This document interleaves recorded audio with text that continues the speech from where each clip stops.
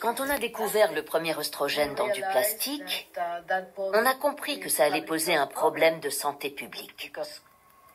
Parce qu'on ne peut tout de même pas exposer des bébés à cette substance en leur donnant le biberon. Nous sommes arrivés à un stade où 10% des naissances sur une année donnée sont, disons, le fruit de la procréation assistée. Imaginez une maladie qui frapperait 10% de la population. On dirait ça suffit. Ici, on résout le problème médicalement, sans s'attaquer à ses causes. L'âge moyen de la puberté a chuté de 11 ans à 9 ans et 9 mois, sur une période de 15 ans. J'ai été surpris par le nombre croissant de filles présentant un développement précoce des seins. Le nombre de cas ne cessait d'augmenter. Une partie des effets que nous constatons porte sur le cerveau, donc sur l'intelligence. Le cerveau est un énorme organe qui renferme de très nombreux récepteurs hormonaux.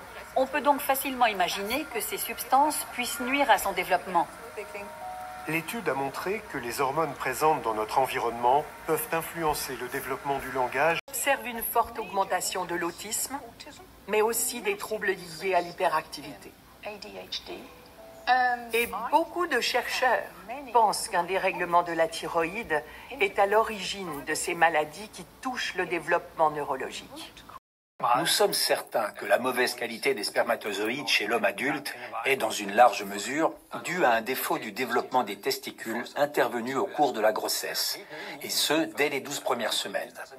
Durant cette période, le fœtus est particulièrement sensible et rien ne doit perturber son évolution. Une femme enceinte est exposée aux perturbateurs dès qu'elle étale sur sa peau une crème qui contient des phtalates, par exemple. Et elle absorbe du bisphénol A dans ce qu'elle mange et dans l'eau qu'elle boit. Mais aussi par l'intermédiaire des vêtements qu'elle porte. C'est un cercle vicieux. Si la mère est touchée, l'enfant l'est aussi. Mais lorsque les produits sont mélangés, les perturbations hormonales sont incroyables pour beaucoup de ces petits. La génération de ma mère, la probabilité d'avoir un cancer du sein était de 1 chance sur 22. Aujourd'hui, elle est de 1 sur 7 ou 8.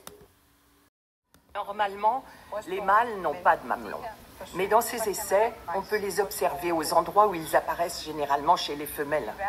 Dans le pire des cas, on ne peut distinguer les deux sexes. Cette constatation est sérieuse. Scientifiques et industriels de la pétrochimie n'arrivent pas à s'entendre sur les effets des hormones qui se multiplient dans notre environnement domestique. Et quand un chercheur signale les dangers d'une substance chimique, il doit s'attendre à ce que ses conclusions soient contestées.